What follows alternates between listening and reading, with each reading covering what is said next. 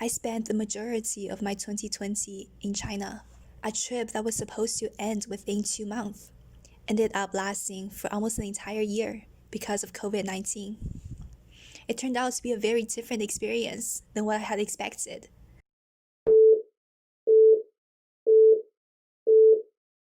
I arrived in China pretty much days before the virus breakout. Soon, the spread of the virus became serious, and the streets went on lockdown.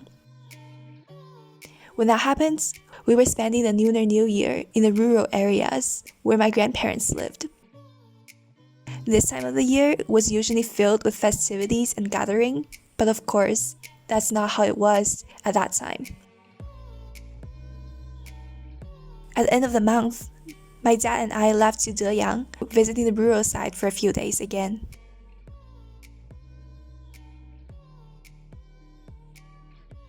By the beginning of February, we were inside the city of Deyang.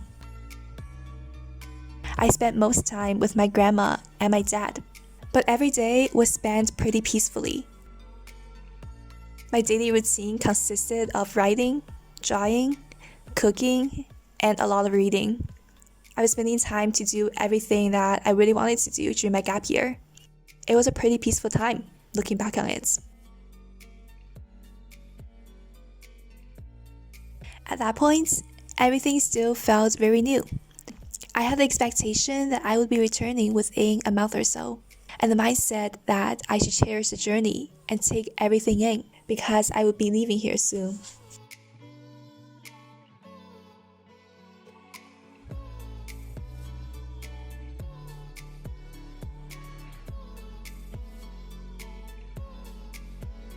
After receiving flight cancellations, I began to realize that this trip was going to be different than I had anticipated.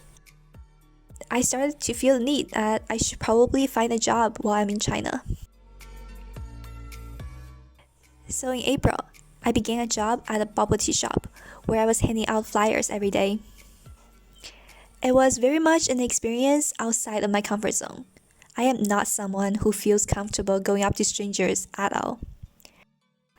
Although it was a part-time job, the wages that I earned was very little. I did, however, spend pretty much everything I earned on street food.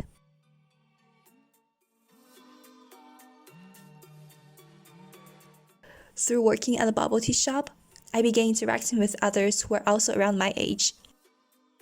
Specifically, I was able to get to know people who have shared quite different life experience from my own. It really began to make me ponder about the different possibilities in life and make me feel more appreciative of the privileges that I have had.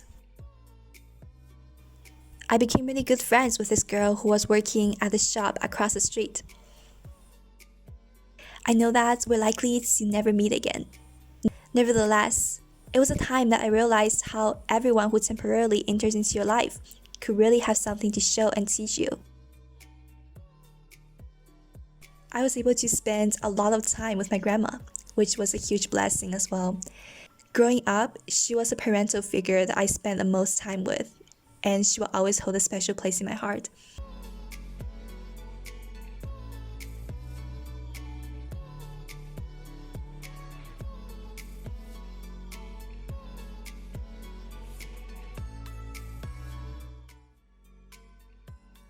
In June, I went on a trip to Tibet with my aunt and uncle.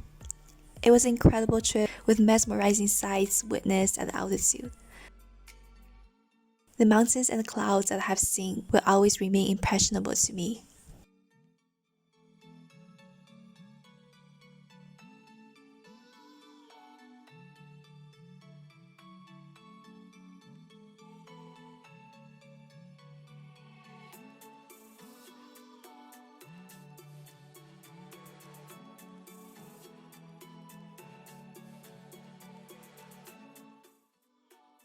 Soon after that, I left the city I had been living in for almost half a year by that point, and went to the city where my dad was working at.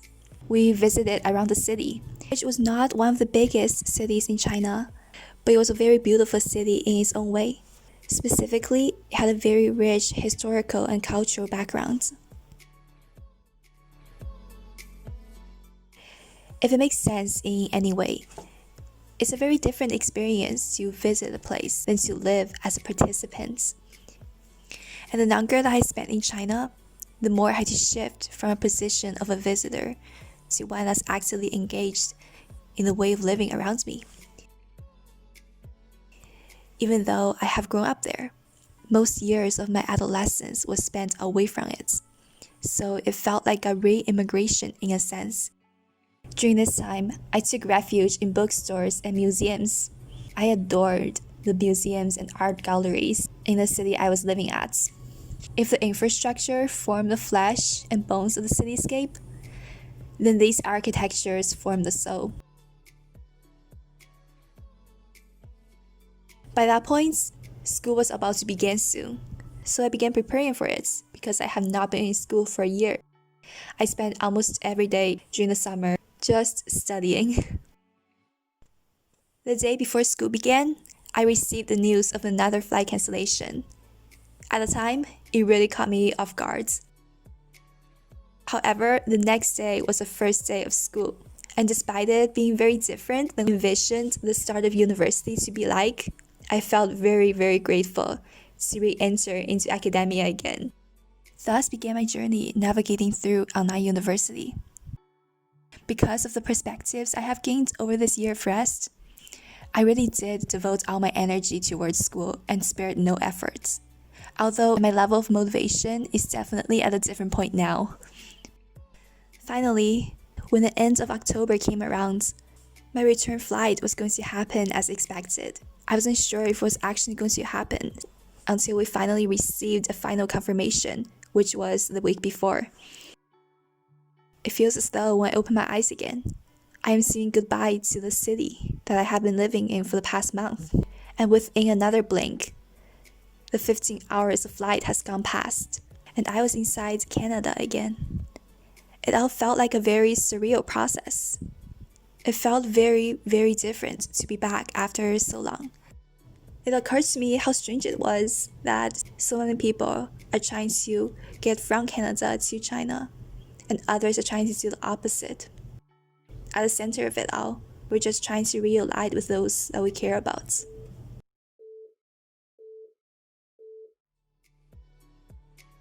Even though this trip has been very unexpected, everything that I have seen and heard over the course of the journey has cultivated in me a dimension that did not exist before. I was able to grow in a way I wouldn't have otherwise. 2020 has been a year of re-immersing a culture that I grew up in. I am convinced that every place that I have ever been immersed in becomes a part of me that I will bear along as I continue to tread forward. As I am looking back on this trip, I am really thankful for the cities that have sheltered me throughout the course of this unpredictable year. And I am very, very glad to be home in the end. It is incredibly interesting to think about what it would be like in a parallel universe had I never left the country that I grew up in. The truth is, I find a piece of home both while walking through the enlivened streets in China and while breathing in the Canadian winter's air. This intersectionality seems to be an inseparable part of my story. Sadly, yet unmistakably, the worldviews that once felt concrete beginning to shift, coming to crumble and to be rebuilt again. It is an experience both unsettling and worth cherishing. This year, temporarily setting aside the identity of a student, I interacted with those whose teenagehood experiences differ entirely from my own. Instead of textbooks filled with abstract symbols and concepts for memorization, they were schooled by the wider society and educated in areas of knowledge foreign to me. In conversations with my elders, I continued to gain glimpse into the worlds I had not previously experienced nor understood. The intricate details of another geography suddenly pulled up to me in such close distance that I could no longer remain in the stance of a mere observer, but to immerse, to understand, and to have my perspectives changed from within.